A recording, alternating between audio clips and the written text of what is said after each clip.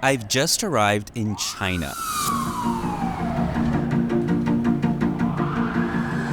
Except this isn't really China, because if I want to take a train here in Hong Kong to mainland China, it's not that easy. If I want to go past that turnstile, I'm gonna have to get a visa. See, you can walk right into Hong Kong with a US passport, but you'll need to apply for a visa to enter mainland China. And if I want to buy something, Hong Kong uses Hong Kong dollar. Mainland China uses the Chinese yuan. And here in Hong Kong, I can use apps like YouTube and Facebook, but not so much in mainland China. Where those apps are banned, Hong Kong locals have extra freedoms, open internet, free speech. It's been a source of pride for the 7 million people of Hong Kong. But now, all of that is changing. Economy is not doing that well here. Unemployment is high. Over the past few years, there are a lot of things that happened in Hong Kong. We had the COVID and also a lot of changes in terms of the political policies. There are people that are moving out. More than 100,000 people have already left Hong Kong. Its population has declined for 3 years in a row.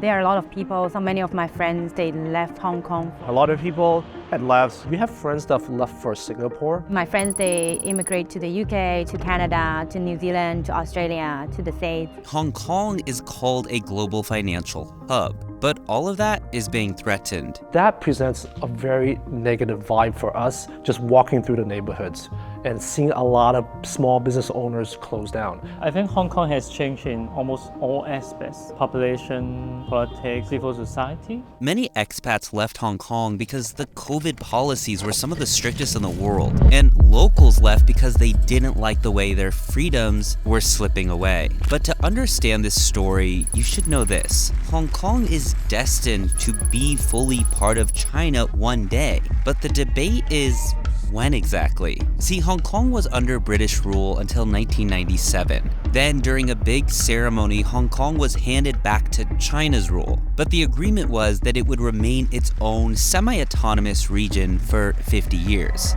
The arrangement was called One Country, Two Systems. But Beijing doesn't want to wait until 2047. It wants Hong Kong to be fully integrated and part of China. So the Hong Kong dollar could one day be eliminated. And remember that immigration security at the train station? That too could be gone. Yeah, it's like in the US, you have people support Trump, you have people that do not support Trump. So it's the same here, but maybe like in the Western media will only tell the story about like one side of the story. This story is personal. See, I moved to Hong Kong in 2018. It was the most fun city I had ever been to. It was a vibrant city where you would wake up early and stay up late. Hong Kong's ambitious energy was even stronger than New York's. But the next year, in 2019, Hong Kong broke out into chaos. Protests broke out over a controversial bill which would send some criminal suspects to mainland China, which has a much less open judicial system than in Hong Kong. The protests were so crazy that on one single day, an estimated 1 million people came out to protest. One night in late 2019, I walked by this Starbucks and saw windows were smashed. Protesters believed that the people who operated Starbucks Hong Kong were pro-Beijing supporters. This is that same Starbucks, and I remember very, very vividly that night, these doors were smashed in. I mean, you could literally walk into the Starbucks and like grab a cup of coffee because nobody had boarded it up. Nobody had even shown up that same day to board it up. This Starbucks in Hong Kong is completely shattered. As you can see, the glass has completely been shattered, and there's spray paint that says, "Don't you feel guilty sipping the coffee." After months of protests and violence, Hong Kong dropped its proposal of sending criminals to mainland China, but it was too late. People were upset.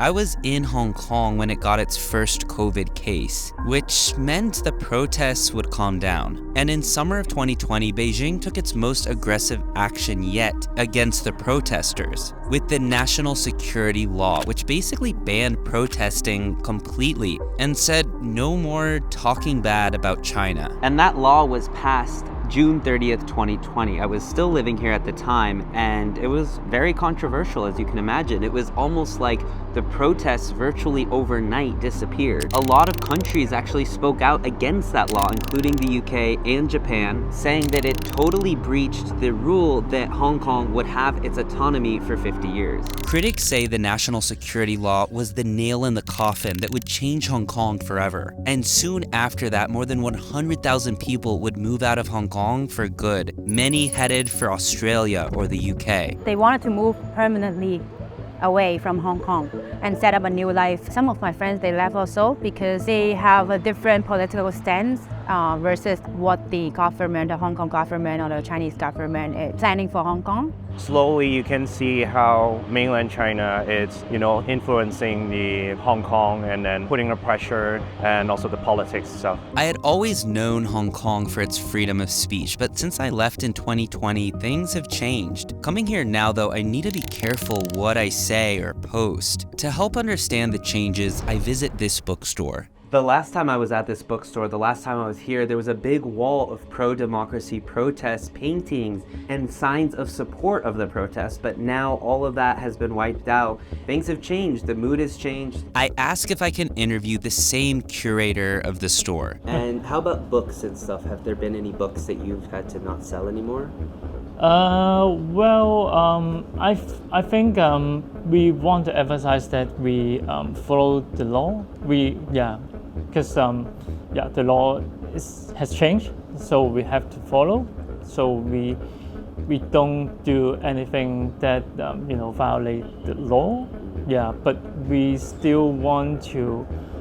We don't want to put the red line by ourselves. As he told me, a lot of scholars have left, a lot of artists have left. It isn't just bookstores, but schools too. The curriculum for students here is changing. See, now there's an increasing emphasis on mainland China's values and education system, and even language. See, most of China speaks Mandarin, while the official language of Hong Kong is Cantonese. Chinese was taught in Cantonese, so the language here in Hong Kong, the regional language. But I think increasingly from the past few years, it has been replaced, so you can choose to learn from Cantonese or Mandarin depending on the schools. But before at my generation, like Mandarin class is only like for 1 hour per week, so it's a little different. Over the past 25 years, Hong Kong has gone from contributing about 20% of China's overall economy to just about 2% today. See, traditionally a big company from, let's say, the US or Europe might set up headquarters in Hong Kong as an easy way to access mainland China and even the rest of Asia.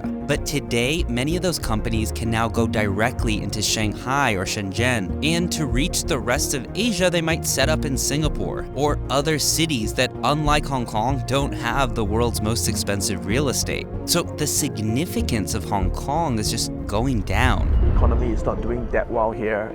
Unemployment is high. People migrated to overseas. That happened.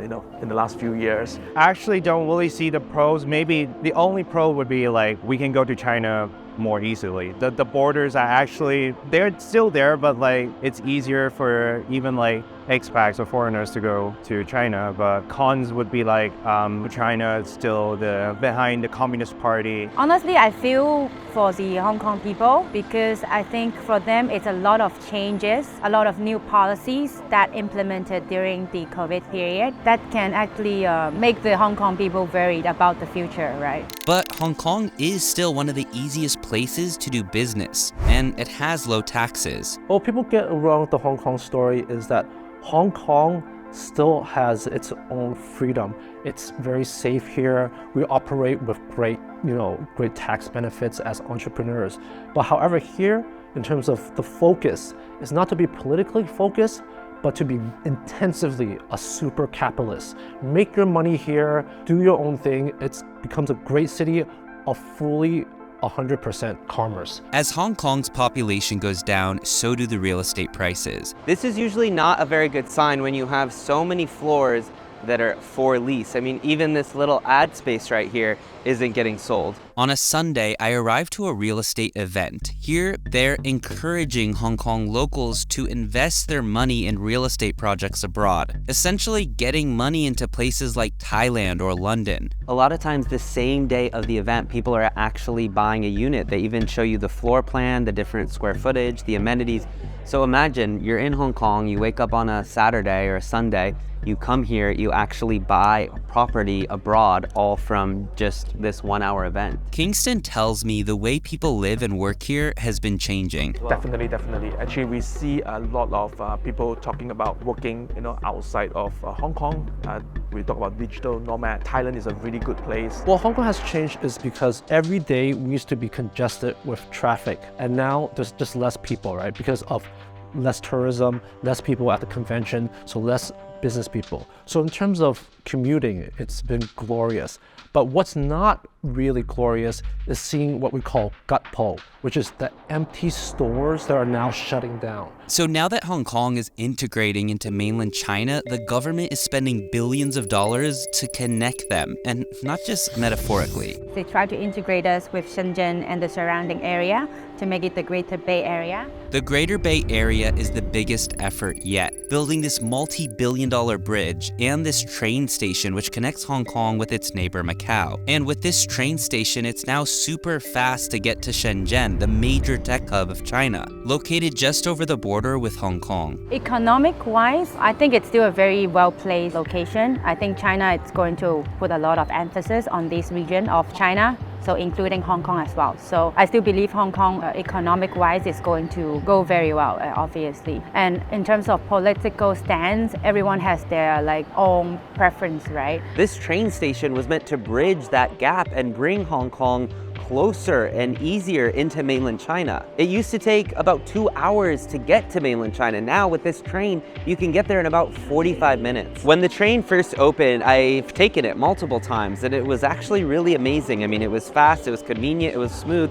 And think about that, within 45 minutes, you're there, you're in mainland China. And at the time, it was quite controversial because for the first time, you would have mainland government officials here on Hong Kong soil, which some people were upset about, but it also signified changes. In 1997, the agreement was put in writing. Hong Kong could eventually become a fully integrated part of China. And remember, the people that I'm meeting here in Hong Kong are the ones that are choosing to stay here. Right now, all the restrictions have been lifted and things are getting back to normal, and I do see a lot more people came back to Hong Kong and then to actually build their businesses and start their life here. So I think it's going to get better. I think it's going to be great opportunities. So that's why I'm sitting right here in the middle. In Europe or in the US, the inflation rates have drastically increased. I'm coming from Poland. In Poland, the inflation increased by 20%. Hong Kong's government, hungry for tourists, has committed to giving away 500,000 free flights for people to visit. The salary in Hong Kong is actually pretty good. Usually people would think about moving to the UK or Europe. The jobs are probably not going to be